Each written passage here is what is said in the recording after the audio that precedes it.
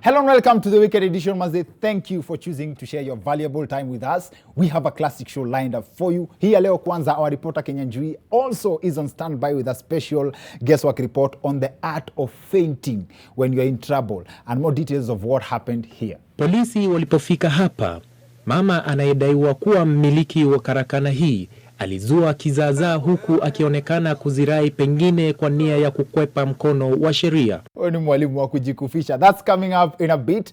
It has also been a dramatic week because Deputy President William Ruto's motorcade was stoned in Narumoru, Nyeri County, and kama kawaida the blame games began. Siku aliyeta Musalia Mudavadi hatukuuliza yeye. Siku aliyeta Gideon Moi hatukuuliza yeye. Siku ameleta Raila hatukuuliza yeye. Bora anasuia tukileta Ruto wetu. Now, Kieni MP Kanini Kega was accused of organizing the chaos, that is the stoning of the DP's motorcade. Now, Kanini Kega, in translation for those who know, inamaanisha kadogo kazuri, a small good one. Haters are saying that it wasn't the MP. That was the description of the kind of stones used on the DP's motorcade. On his part, the MP distanced himself from the claims. The whole battalion came to Kieni to basically castigate me, and you know for sure that is a plot that they have hatched to try and focus on the president's men, so to speak, whom they perceive are strong on the ground. Show me a better example of the government leaving no stone unturned. Wamerudisha mawe mahali ilitoka. The good news is no stone touched the deputy president because the crowd throwing the stones were less than the police officers assigned to the DP. Now, despite the fracas, DP Ruto still went ahead and had a successful meeting, but I couldn't help but notice this. First, this church he was addressing was so full of politicians that all the congregants seemed to have sat on the pulpit. Now, here's your joke by the way. And you know, vile sisi usema leadership is a calling. There are those leaders who are called ndio wasimame, but watch this and see how waheshimiwa wengi ni wenye usimama bila mwito. Tuko na mheshimiwa Ndindi Nyoro, mbunge wa Kiharu. Tuko na Githua wa Mashukuru, mbunge wa Kabete. Tuko na Purity Ngirishi wa Ngoi, mbunge wa kutoka kule Kirinyaga. Bas, na tuko na Rigathi Gachagua, mtu ya kijiji hapa. Mtu, kwani waheshimiwa wote wanaitwa tuko na? Yaani kila mtu wako twende jina yako. I think hata DP alikuwa anataja jina akishaona mtu ni nani. Kwa mmeona vile Honorable Rigathi alikuwa amepanic vile DP karibu amsahau na amekaa tu hapo mbele. I hope these leaders have learned a lesson ya how it feels vile wao tusahau. Ilikuwa imempea pressure mpaka I think niliona kama Rigathi alichotea DP juu ya kumkumbuka. Na watakia baraka ya Mungu. Rigathi Gachagua. Manze ulikuwa uniache hivyo. Now it's interesting to see the Jubilee versus Jubilee war because it's the true definition of how blind love is. We love our politicians so much that we can't see how all sides are lying to us. The DP, who is the second in command in government, promises to change the lives of Kenyans when he forms government. As in, kwa hii serikali ni President Uhuru alafu DP. But then we have to wait until he forms government. Imagine ukiwa kwa mat, then konda anakuambia atakupea change yako ile siku yeye atakuwa dere. The president on the other side says he is on a mission to unite the 47 million Kenyans. 47 million of us. And we believe him. Yet he cannot unite with the one person for the benefit of the 47 million of us. My submission is that our love for our politicians is so blind. In other news, this week, Baba surprised Gideon Gashoki, a 22-year-old supporter, by attending his birthday. Nikaangalia hii message ikanishangaza. Ati huku Githunguri, kijana amekumbuka kunialika ati nije kwa birthday yake. Haters wanasema Baba alikuwa anaenda Zambia akaona there is a boy turning 2022. Zambia had to wait. No Kenyan politician can ignore the number 22. Now this was a very strategic move to silence haters. Wale wamekuwa kimba ati Baba support mavijana, there you have it now. This week Baba joined a youth party. Now, it has also been a very busy week for Baba because he also received the Ugandan opposition leader, Kizza Besigye, a longtime friend of his whom they have so much in common. You're looking at a picture of two of the greatest African political athletes. These two gentlemen have been running for president for almost half their lives. They both have ran 4 times and have always been declared silver medalists in mostly disputed elections. But seeing Besigye and knowing what he has gone through makes me appreciate the kind of freedoms we have in this country. Besigye has been arrested a record 43 times for opposing the Ugandan government. As in, huku tukiimba Ben Githai, Besigye alikuwa literally. Also this week, Baba revealed that he personally designed the Nairobi Expressway, the new course of traffic on Mombasa Road. Haters wanasema one way or another, Baba hawezi kosa idea kufanya Wakenya walale kwa barabara juu yake. In other news, weird news, university education has resumed in Afghanistan following the Taliban takeover with an interesting twist. In mixed classes, that is where there are male and female students, the class has to be divided by a curtain as per Taliban regulations. Imagine that. As far as the Taliban are concerned, the students are there for education, not to see each other. And now that they know the whole world is watching, I think the Taliban got a twisted impression of women's rights. By women's rights, they must have interpreted it as direction, the side of the classroom that women should occupy. Right. But then again, this Taliban separating male and female students from their, as in male from their female counterparts, cannot be worse than the separation of male and female students in our universities. Our universities don't have curtains. Male and female students are separated by money. You may be in the same class, but you're not in the same class. Mnaona madem ndio hawa, lakini hamwezi wafikia. That said, let's turn to our reporter Kenyan G for other stories making the news.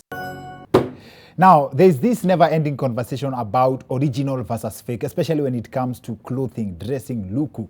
And there was a time the former Nairobi governor Mike Sonko himself was on the spot for allegedly sporting fake designer clothes. Alikuwa ametokea na Louis Newton ama nio Louis Newton. Yake moto akakutana na online DCI. Alafu kuna musician pia nasikia aliambiwa hizo masnika na floss nazo ni makasuku. Mnajua ni nani, so no mentioning of names on this one. But then, imagine kununua kiatu 10,000 alafu unapata mtu anaziita makasuku. What's with this obsession na materialism in what people wear? Kama ni original ama ni fake. And one of our guests for this episode is one of our best comedians in the 254, but alikuwa anafanya kazi ya ama busy ya kuuza maluku kitambo. Ame-upgrade, bado ako kwa hiyo biashara, but alikuwa msewa mashimo za Gikosh, a very funny gentleman, running one of the most popular YouTube channels in Kenya. SAMMY KIOKO is in the house. Asante sana. Karibu. Also in studio is a self-made fashion guru, one of the ladies who wameleta modern fashion vibes in the Akorino culture and now running her own beauty products line. CAREY Priscilla is in the house. Thank you. They are joining us on the other end of this short commercial break for good vibes. Must I see you guys in a bit.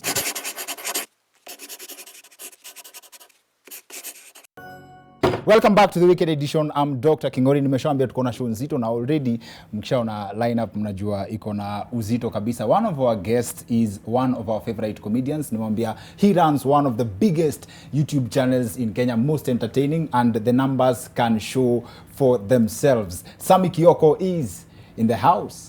Asante sana, ndio huyo. Karibu sana. Ni funny sana tumeset up show alafu na zile ma hate speech news sema tunaleta mkamba kwa show ya kupiga maluku. But you'll be surprised. Alafu also in studio tuko na dem moja anatambua fashion mbaya. Wameleta modernization. I think she's one of the few people wamepioneer luku na Akorino pamoja.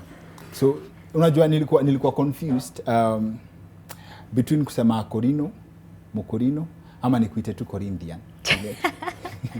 Ningeina ka professional. Mokorino, Akorino ni mkiwa wengi. Oh. Yeah. Mokorino ni wingi. Yeah. Manze, CAREY is in the house. Karibu sana. Yeah, hi daktari. Niko poa sana. Asante. As much as tunaongelea luku kwanza, one thing that's constant ni turban. Yes. Kwa kichwa, Yeah. right? Hiyo turban lazima imatch na kitu umevaa. No. For me, the color still remains the same. So, now work from head now going down. Any constant color. I can't change to red, blue or green. Ukivaa ya red, Sasa si hiyo ni Bobo Shanti. Uko tu kwa Mogorino. Hakuna ati kuna restrictive colors. No, so I remain with this. Yeah. Okay, karibu sana. Asante. The reason why tumeleta hawa watu wawili ni kwa sababu wana fall in line na topic yetu ya leo sana. KIOKO kwanza alikuwa anauza maluku. You don't know how excited I was wakati Tom aliniambia, "Wewe, tunafanya hii topic." KIOKO alikuwa anauza manjumu Gikosh.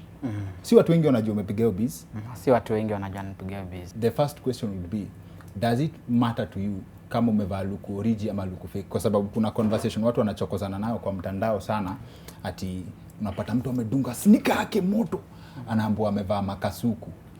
So, na ni expensive. Na imagine kuspend kama 5,000 10,000 kwa kiatu alafu mtu anakuambia ni fake.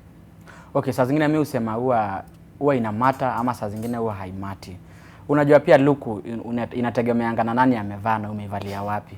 Kama mimi nikipiga sneaker na nipite ghetto, si watu wanaweza jua tu hii ni sneaker ya 1800 ikienda sana. Si ndio? Labda nimevaa kiatu ya 30,000. So watu wa ghetto hawataipata.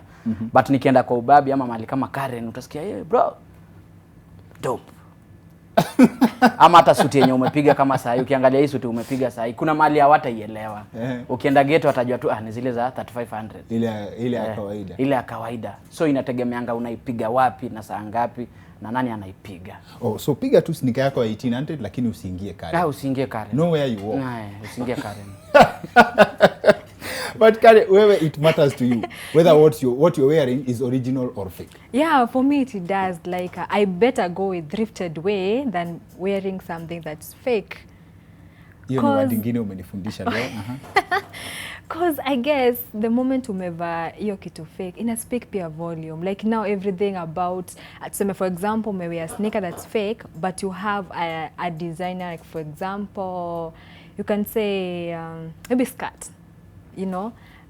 Now everything about you itakuwa fake just because umewear that fake sneakers. I better buy the original version, which is mtumba of it. Na ni kali because kuna kamera kali. Ndio mnaita thrifted. KIOKO leo nimeambiwa mtumba inaitwa thrifted bro. Kamera, si inaitanga kamera. Inaitwa kamera. Labda ya Ngonde inaitwa thrifted. Si mia kiatu inaitwa kamera. Sawa. So ukiva origi, now that you know the difference, unapata t-shirt kama immediate former. Ni immediate former Mrs. Otile Brown. No, hapana, kumekuwa na watu wengine kadhaa. Former Mrs. Otile Brown mwenye watu wanajua aliingia on the spot kwa sababu ati alivaa t-shirt yenye watu wanasema ni fake Gucci. But yeye anazusha na defender anasema hiyo t-shirt yake ilikuwa 60,000. So unajiuliza, why would you spend 60,000 kwa nguo moja na ni the same purpose na hiyo ya 1,500? Mbona uspendi hiyo do yote? Okay, kuna sasa utaka tu kufeel class. Kuna msee anataka kufeel tu. Alafu unajua shida ya kuvaa kitu origin moja. Kama yeye anasema lezi piga kitu mbwaki ni kitu si origin. Shida ya kuvaa kitu origin lazima uexplain. Unakaa mimi nikivaa hiki kiatu yangu. Unakaa nikipiga hiki kiatu yangu origin. Nikienda tu mahali nayo ni notice hakuna wase wana realize. Lazima nitafia wewe. Lazima niwaambie bana. Lazima ujustify. Lazima nitafute mpaka vile hiyo topic ya kiatu itaingia. Unajua kupiga kitu yako fake na kwa umetulia tu. Paka ushikwe.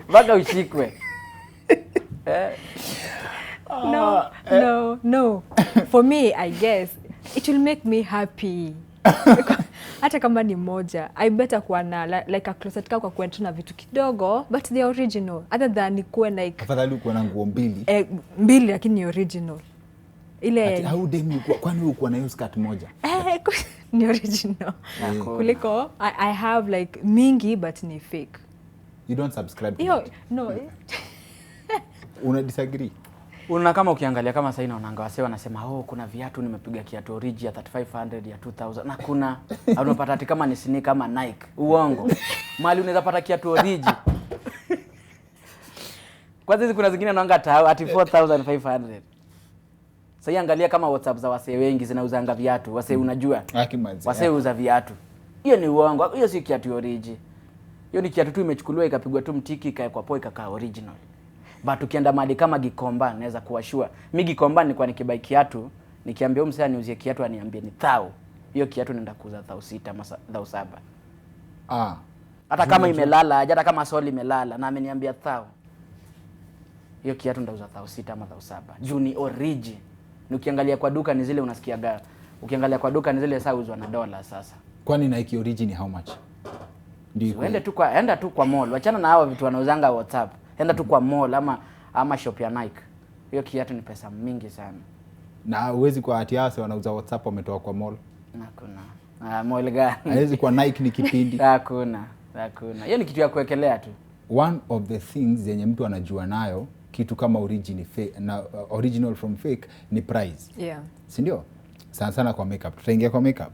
But mbona mtu asikuuzie kitu fake na aikuuzie 20,000 badala ya 2K? Like obvious cause anajua si original. Unless akuone like huyu anaweza fika bei. But also again, ni out of guilt. Out of guilt. There's no way I can sell you kitu kama hiyo Nike like nikwambia ni original nakuzia 4K. Like you will come back to me, utakuwa justified. But right now 4K, hata come back, ndakwambia. Unafikiria kila mtu ni mokorino. Unafikiria kila mtu ni honest. No, but I'm saying it's very hard for you to get someone who is selling kitu yenye si original anauza bei ya original.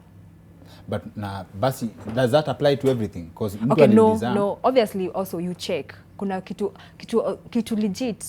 Kuna vile tu inakaa. Kwa hiyo kiatu yenye nasema kama for example like a sneaker. Kuna vile iko, kuna zingine hata ukiangalia vile tu imeshonwa. Itakwambia even the finishing of it, no, it's not original. Yeah.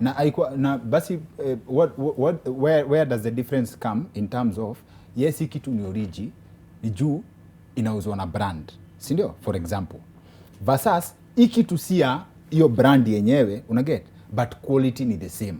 Hawa watu wanauza jina, hawa watu wanauza product. Wase wengi uza jina. Kuna mtu tuseme kama kuna watu tunajua unapatanga ukienda supermarket unapata hii kitu imepanda bei. Si ati ni juu hiyo kitu ndio kali. Ni jina, ni brand inauzwa. Mbona sisi okay, sitataja but mbona ukiwa na gari yako kidrive kuna place hauwezi kunywa mafuta. Kuna tu place hauwezi afadhali zime. Hadi ufikie hiyo. Kwa nini? Ni jina. Si ati mafuta yao ndio kali, ati itasimamia gari yako wiki mzima, tukiweka punch gari yako itaenda wiki mzima. Hakuna. Ni jina, wanauza jina. Ni kama tu acha nikupatie example, ni kama sahi Otile Brown ama mtu kama Diamond amwe kuvaa hii longi venye nimeivaa hivi hapa kwa waist iende kwa miguu. Na hiyo side ya mguu ikuje kwa waist. Kuna so akitembea tutaanza kusema kali. Kali, si ndio? Kali man. Hiyo nimeipenda. But tabu evaa hivyo. Si utaanza kupigiwa masimu hapa ati upelekwe Mathare. Manza huko fiti, huko fiti. Waso inategemea ni nani anaivaa. Niliona Antonio Sola ameanza kuzivaa hivi. Ka jeans fulani pale kwa miguu. Bas upside down. Niliona hiyo picha. So wale watu wa WhatsApp wanaweza kwa pia wanauza tu kitu quality but jina si ya hiyo jina. That's what you mean, right? Yeah. As in quality inaweza kuwa tu the same. Wale kampuni kubwa wamejenga tu kitu sawa na hawa wamejenga pia quality ni the same. Quality ni poa but wase uendea tu jina. Perception. Watu ukaini kama umevaa kiatu ya 50,000 but wewe umeipata na 4K. Na 4K. Na ni hivyo. Ni kama suti, acha nikupe example. Mimi kuna place naweza enda kufanya tuseme kwa MC ama kufanya nini. Naweza kuwa nimepiga suti ya pesa mingi. Hawa si watairealize. Wataijua. Utapata tu unapita tu mbele ya msana na kuguzaguza na kwambia. Na hiyo tabia watu wako nayo sana. Hivyo tu. Ashajua ni pesa mingi na anajua iko poa na material. Kuiangalia tu. But tabu piga tu suti tu imbo na unapitia kwa wadosi watakujua. Suti yako ya 5,000 umetokea. 3,000 wewe hujapata 3,000 wewe ina shine. Kuna suti ya 3,000 yenyewe. Hujapata yenye ina shine vizuri ukiangalia unaona ni marehemu. Wow. Na hata hapo kwa marehemu kuna mtu hata hizi ziko na suti yenye si original. Kwanza wengi upigwa na fake. Walai. Sasa mbona uzikwe na original? Sasa unaenda kupuruvia nani? Unaenda kupuruvia chawa ati umepiga oriji. Umepiga luku. Ati kadrifis. No man. When it comes to kitu kama makeup, for example, I know there's a way it affects people. Yes. Mtu akipaka makeup, you look not like you of course, but inakuanga na effect ingine beyond that. Makeup as long as umechange appearance, as long as umeshakuwa Nicki Minaj, kuna kitu ingine beyond the quality of the makeup yenye umejipaka. Yeah, one finishing again. Like for example, if you wear fake foundation, vile itakaa kaida matope ama ina run, let's say like I cry, mascara and everything can calm down. Also in a transfer, like let's say I hug you, nitakuacha na my face in your shirt, on your shirt. Yeah, so and also kuna hizo vitu zenye zimetengeneza your makeup zinaweza kuwa ni harmful to your skin. Unaweza jipaka like instant, uanza kupata pimples na ufure uso. Hapo kwa side effects za skin naelewa, but ukiuza makeup kuna mtu unaambianga hii ukipaka uwezi lia, hii ukipaka. So like for example, like instead of going out to buying fake, how about you do drugstore which are relatively cheaper but they are legit. So expensive, like for example utapata foundation which goes for 1200 1500, then you buy the fake ya 7k uinunue 1k. You see, it's better you buy original but yeah, brand yenye iko chini but ni legit. I think nyinyi by them mko kwa construction industry. Unasikia kiongea, unasikia tu keja. Unasikia tu foundation, foundation, finishing. Contractor tu ndio tujia kwa hapo. Man, wewe ni contractor. Ni more or less the same, yeah, because ni painting unaanza bado na primer kama ile primer ya kupaka rangi and all that, yeah. Na wewe ukiangalia mtu hivi unajiambia huyu amejipaka fake hata kama hali, as in if they are happy. You can tell vile tu iko. Like for me, I can do like a very natural, like I always tell niko na makeup but niko na makeup because ya your product ni very light na pia ina coverage yake ni poa na pia ukiniguza some does not transfer. So that's actually a thing. Yeah. So ukihag mtu ubaki na yeye kuna vile. Yeah. KIOKO mazeni classic case of talent ya watu wanafanya vitu bila kungoja kufanyiwa, and that is hizo juu ni pia moral sana chikimsi, yani unaamsha tu kitu yako na unaenda nayo, na I believe you ina motivate hata wase wenye wako home bado wanangoja opportunities. Wewe ni wale wase wanazi create. Shout out to kila mtu mwenye anafanyia job. Tafuta SAMMY KIOKO on YouTube, CAREY makeup by CAREY, check her out. CAREY Beauty on Instagram, Facebook na kila mahali. Actually she has also done well for herself. I also always give a shout out kwa watu wana defy the odds za kungoja siku yenye jobs itakam. CAREY actually imports her stuff by herself. That was very good vibes. Thank you. Watu wanakupata wapi tena? For makeup it's CAREY Beauty, CAREY with a CAREY. For YouTube it's CAREY Priscilla. Thank you and thank you very much for honoring our invite. Asanteni sana for pia taking your precious time kukuja kushare vibes na sisi. Asanteni na karibuni tena na tena. Asante. Aya, sawa. That's it for the weekend edition. See you next week. My name is Dr. Kingori.